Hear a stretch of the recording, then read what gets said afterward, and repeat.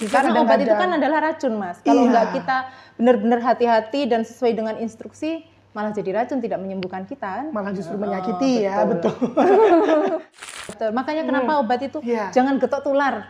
Jangan ibaratnya tetangga kan. Iya, betul tadi sering itu. Aku kemarin flu, kasih obat ini cocok loh, coba kamu ini. Jangan, karena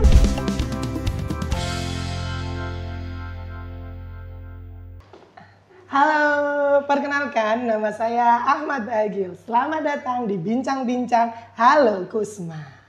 Oke, hari ini saya nggak sendirian loh. Hari ini saya bersama apoteker cantik. Cantiknya udah nggak sekali, berkali-kali. Di sebelah saya ya, sudah ada Mbak Adenia.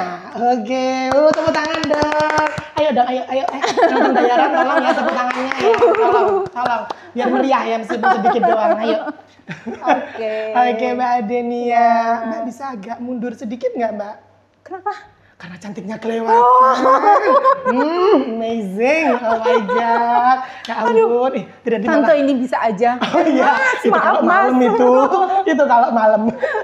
Mbak, gimana kabarnya hari ini? Alhamdulillah baik, Mas. Oke, Mbak. Saya manggil Mas apa Tante ini? Mas aja dulu nih, soalnya masih siang sih. Kalau malam biasanya ya. Oke. Gimana, Mas? Mau tanya, ini Mbaknya sudah berapa lama sih di RSUD kalau boleh tahu? Saya masuk RSUD itu 2010.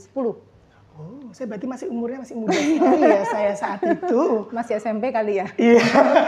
Oh, belum, udah SMA sih, udah SMA. Mungkin memang kelihatan saya lebih muda ya.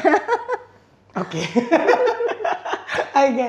Mbak, ini kan banyak banget nih masyarakat itu terkadang tentang masalah obat. Yep. Kan biasanya tuh banyak yang beli obat, biasanya tempatnya nggak sesuai seperti itu. Betul. Atau kadang-kadang bahkan ada yang seakan-akan kayak dia, karena merasa ada yang sama, pernah merasakan sakit yang sama, belinya di tempat yang sama. Padahal kita nggak tahu itu obatnya benar-benar diawasi atau gimana. Nah itu seperti apa, Mbak? Nah, kebetulan kita sharing aja ya, Mas ya. Kita sharing aja. Jadi pasien-pasien itu pada saat kontrol ke sini itu memang banyak sekali yang membutuhkan edukasi. Edukasi. Kebetulan di rawat jalan kan memang ada keterbatasan ya dengan jumlah pasien segitu banyaknya, terus apoteker yang memberikan KIE itu hanya satu. Makanya kenapa kemarin itu kami munculkan inovasi salah satunya untuk memberikan KIE by home di rumah gitu kan, via tele. Terus kemudian bisa ada barcode. Nah, di sini itu apa sih yang harus dimengerti sama pasien? Cara mendapatkan obat itu yang pertama. Yang pasti itu legal, bukan ilegal ya. Legal itu di rumah sakit, terus di klinik, kemudian di apotek, sama toko obat berizin. Selebihnya di tempat lain dijamin, kita tidak bisa menjamin ya, kita tidak bisa menjamin kalau itu asli gitu kan. Kan di toko kelontong gitu juga banyak ya, Mas ya. Biasanya di warung-warung. Di toko warung-warung itu kan banyak. Sebaiknya itu dihindari, jangan beli di situ. Beli yang saya sebutkan 5 tadi itu. Kenapa? Karena itu sudah terdaftar di Dinkes untuk perizinannya, begitu. Terus cara pakai obatnya bagaimana? Cara pembuangan obatnya bagaimana? Itu juga ada caranya semua ya. Iya. Nah itu kalau dari obat kayak gitu tuh Mbak, itu ada jenis-jenisnya nggak? Maksudnya biasanya kan kadang-kadang ada orang kan biasanya beli obat gitu loh. Ada yang biasanya harus perlu resep kah atau kayak gimana, itu kayak gimana itu? Dari jenis obat kita itu kan ada macam-macam. Jadi mungkin yang untuk orang awam aja, yang logo biru, logo merah, logo hijau, itu ada maksudnya logo tersebut. Oh, saya kira cuma dipasang aja sih ya, biar cantik kayak gitu. Jadi kalau logo hijau itu memang bebas. Kita mau beli di manapun tanpa resep bisa. Di tempat 5 tadi yang saya sebutkan ya, Mas ya, itu bisa tanpa resep. Kalau logo yang biru itu bisa tanpa resep tetapi terbatas. Misalkan jenengan beli, saya beli obat A, nanti pihak apotek itu memberikan batasan maksimal kadang 20, kadang 10 gitu aja, nggak boleh yang berbok-bok kayak gitu ya. Nah, terus yang logo merah, logo merah itu yang ada tanda K, huruf K itu memang harus dengan resep dokter gitu. Jadi nggak bisa sembarangan Tidak ya bisa itu. sembarangan. Nah, gini nih, juga mau tanya lagi nih, Biasanya kan dalam penggunaan obat nih, Iya, biasanya kan ada orang, mungkin dari tadi yang dijelaskan ya kan ada jenis-jenisnya. Nah, kadang-kadang kan seharusnya kita dalam mengonsumsi obat kan ada aturan pakainya. Iya, betul. Kadang-kadang juga ada contoh antibiotik kan kadang-kadang ada yang antibiotiknya nggak dihabiskan atau biasanya tiba-tiba dia punya inisiatif putus obat sendiri. Nah, itu seperti apa itu dalam penggunaan obat itu? Nah, kalau penggunaan obat aturan, kalau selama itu daftar K pasti kan ada aturan pakainya, minumnya ya Mas ya. Nah, nanti kita sebagai apoteker harus menjelaskan memang di situ kalau antibiotik itu memang maksimal 7 hari. Tertentu kecuali kasus tertentu ya. Kasus tertentu kan bisa sesuai instruksi dokternya. Terus kemudian obat-obat diabetes itu kan kalau ibu-ibu yang maaf, kalau diabetes itu banyak kan yang sudah sepuh-sepuh, kebanyakan. Nah itu minumnya kan cuman dokter nulis 3 kali 1, 2 kali 1, itu entah diminum sebelum atau sudah atau bersama makanan, itu yang menjelaskan nanti apotekernya. Makanya kenapa obat harus bisa dibeli di tempat-tempat tertentu tadi, karena harus dijelaskan ada obat yang harus diminum sebelum makan, ada obat yang harus diminum bersama dengan makan, ada obat yang harus diminum sesudah makan. Itu makanya pasien-pasien itu harus aware, maksudnya harus bertanya, benar enggak ini cara minum saya Bu? Gitu. Kalau tidak dijelaskan oleh apotekernya. Tapi insya Allah kalau di rumah sakit kita itu sudah dijelaskan kok Mas. Berarti memang seharusnya ini masyarakat harus kritis ya ibaratnya, harus tanya. Karena obat itu kan adalah racun Mas. Kalau enggak kita benar-benar hati-hati dan sesuai dengan instruksi, malah jadi racun, tidak menyembuhkan kita. Malah justru menyakiti ya, betul. Karena lambangnya kayak ular itu kan. Betul. Ya. Benar. Nah, dari contohnya gini Mbak, kalau seandainya saya lagi puasa nih, biasanya kan ada kan yang biasanya puasa atau apa. Nah, dia akhirnya bingung untuk konsumsi obatnya kapan. Takutnya nanti ganggu puasanya. Malah kadang-kadang biasanya kalau yang sakit, oke, kalau sakitnya berat, mungkin bisa untuk tidak puasa. Tapi kalau yang sakitnya ringan, lah itu kan harus tetap puasa. Betul. Nah, konsumsinya itu seperti apa? Oke, sebenarnya ini tema ini nanti ya, mendekati puasa ya. Tapi nggak apa-apa, secara garis umum aja. Kalau puasa itu kan ada 3 kali, 4 kali, pokoknya kita selama 24 jam itu kita bagi. Kita bagi, seandainya 4 kali berarti kan 6 ya, setiap 6 jam. Tapi kan nggak mungkin dong kita jam 12 malam, jam 1 malam bangun minum obat. Itu nggak apa-apa, kita plus minus mundur, maju dan mundur itu 2 jam Mas. Katakanlah harus minum obat jam 1, jam 11 boleh diminum. Itu untuk yang puasa, begitu. Dan nanti kalau minumnya sebelum makan, jadi pada saat suapan pertama itu boleh minum obatnya. Jangan dalam kondisi kosong. Bener-bener kosong. Kita kan habis puasa nih berapa jam itu terus langsung minum obat, enggak boleh. Harus ada makanan paling yang tidak dulu. Yang masuk untuk membatalkan puasa itu, terus kemudian minum obat itu yang untuk sebelum makan. Tapi yang sudah makan itu 1 jam sampai 2 jam karena kondisi lambung kita memang masih proses ya. Makanan yang kita makan itu, begitu Mas. Tapi untuk waktunya nanti pagi, siang, malam, oke nanti kita jelaskan di sesi berikutnya. Oke, siap. Oke, nanti jangan lupa ya, nanti kalian kalau mau tahu informasi lebih lanjut, jangan lupa nih ya, di like, komen, dan juga di subscribe, biar nanti muncul notifikasinya. Oke? Nah, Mbak, mau tanya lagi nih. Iya, kalau dalam penyimpanannya itu gimana penyimpan obat itu? Ini yang penting Mas. Jadi gini, penyimpanan obat, kita perlu tahu bahwa pasien itu antara obat expired sama obat yang sudah digunakan, meskipun ini ya masih sudah dibuka kemasannya, itu berbeda. Jadi expired selama itu kemasan obatnya belum dibuka, itu expirednya memang mengikuti expired pabrik ya.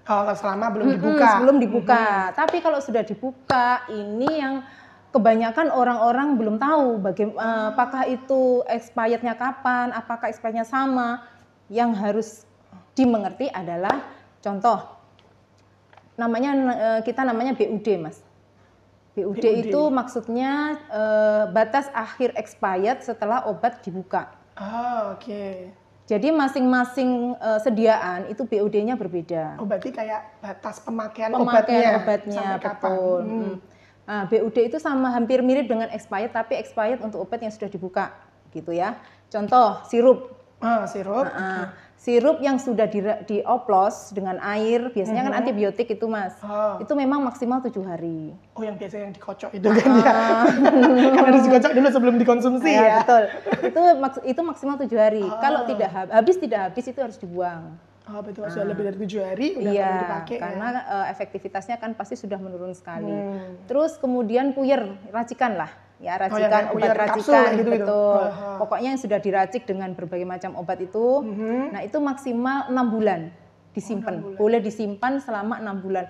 Meskipun itu jangka expirednya dalam kemasan itu lama, tapi selama itu sudah diracik itu maksimal 6 bulan boleh disimpan. Terus apalagi ya, kayak insulin. Oh ya, insulin. Insulin itu kalau sudah dibuka itu maksimal 28 hari. Jadi kalau masih ada sisa jangan dipakai, nggak boleh. Karena sudah rusak. Efektif juga ya, sudah rusak. Iya. Dia sudah rusak, terus kemudian cara penyimpanannya itu juga penting, Mas. Tidak semua obat disimpan di kulkas. Itu warningnya. Kebanyakan orang awam kan gitu, ada obat masukin sirup, saya masukin di kulkas untuk anak-anak, gitu kan. Itu enggak. Padahal cukup disimpan di ruang terbuka, suhu kamar aja. Maksimal kan suhu kamar 28. Nah, itu cukup disimpan di situ aja.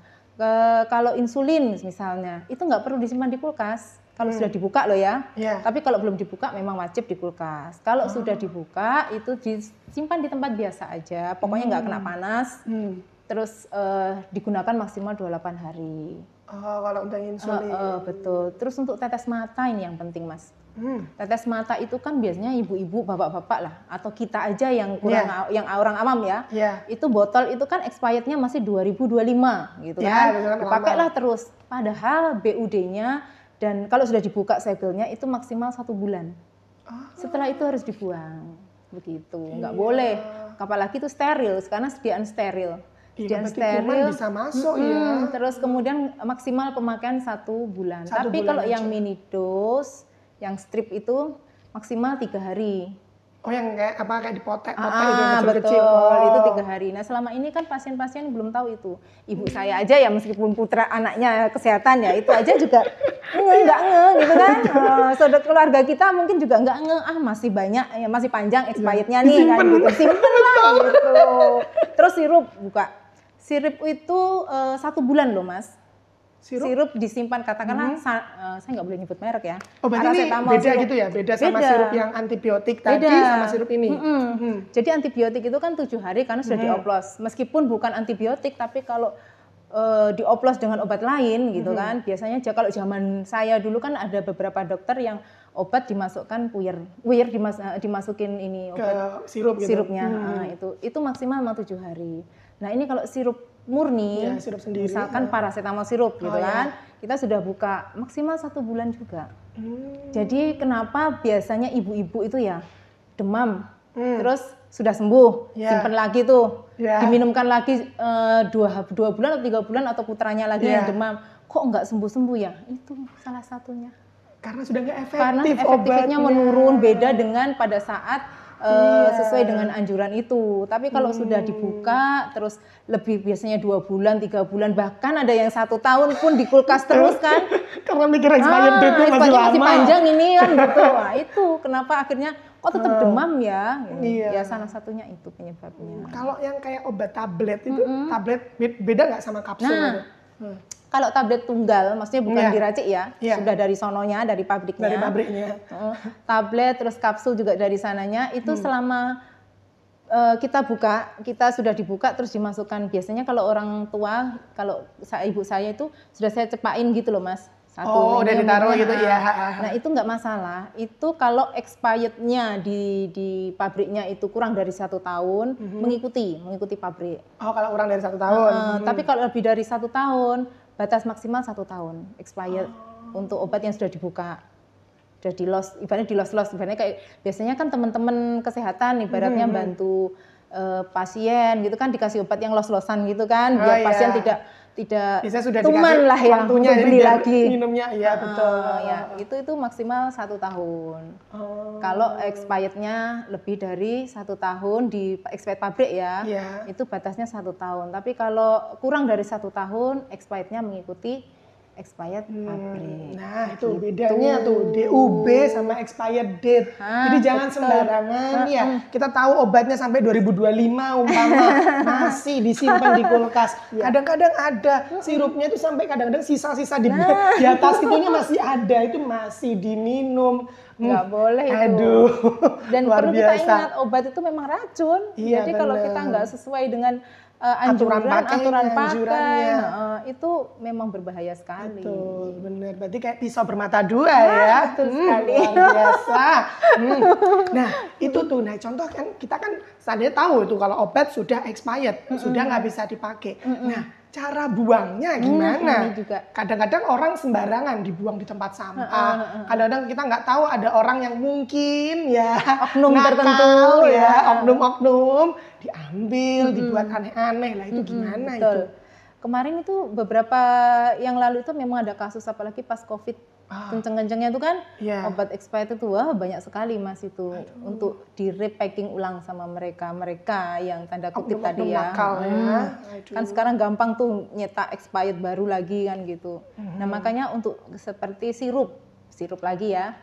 Sirup itu bukanya, buangnya itu harus dibuang isinya. Jadi dibuka, dibuang isinya, tutup botol sama botol dibuang. Maksudnya dibuang dipisah. Jangan ditutup lagi setelah dibuang cairannya. Itu bisa disalahgunakan juga. Iya, kan nanti dipakai ya. Betul. Kan sekarang segel-segel banyak kan yang ini. Terus kemudian untuk tablet, pokoknya yang padat lah ya, tablet, kemudian kapsul itu digerus. Kalau nggak bisa gerus, susah gerus. Masukkan aja dalam air, plastik, gitu. Air. Sudah nanti kan larut. Maksudnya larut, bisa dibuang di tanah. Atau bisa dibuang di selokan. Maksudnya di selokan ini loh ya, selokan rumah loh ya. Kalau WC kayak gitu bisa ya. Kloset kayak gitulah ya Mas. Itu. Kemudian kalau yang salep itu dikeluarkan dari wadahnya. Biasanya krim-krim. Iya, betul sekali itu. Krim-krim yang nggak habis. Ada juga skin care kadang-kadang. Bukan skin care.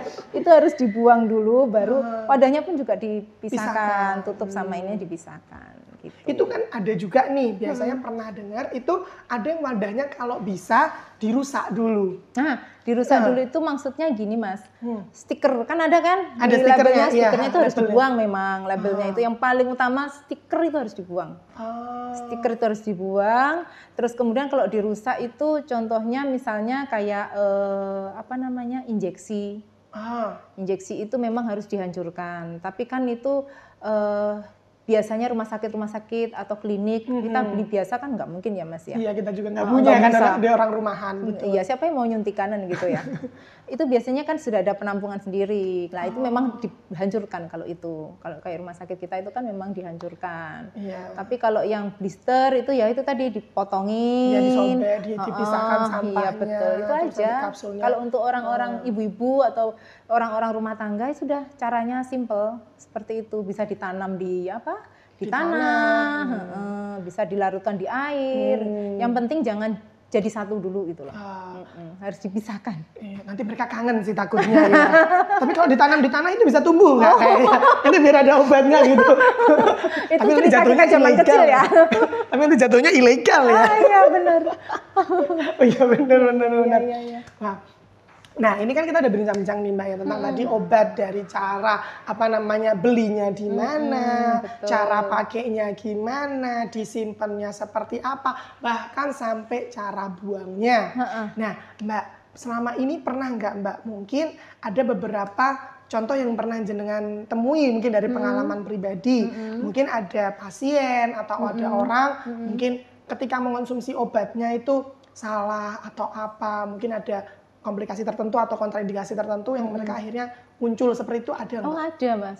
Jadi gini, kebetulan kan mungkin kalau di rumah sakit ini jarang ya, karena ya memang pasti ada ya, setiap insiden kasus itu pasti ada. Cuman kalau saya jumpai di rumah sakit ini jarang. Yang paling banyak itu saya jumpai itu di vaskes lain, maksudnya di apotek kayak gitu, itu memang ada. Jadi biasanya yang masukkan dubur, itu orang tua itu mikirnya bubur, gitu kan?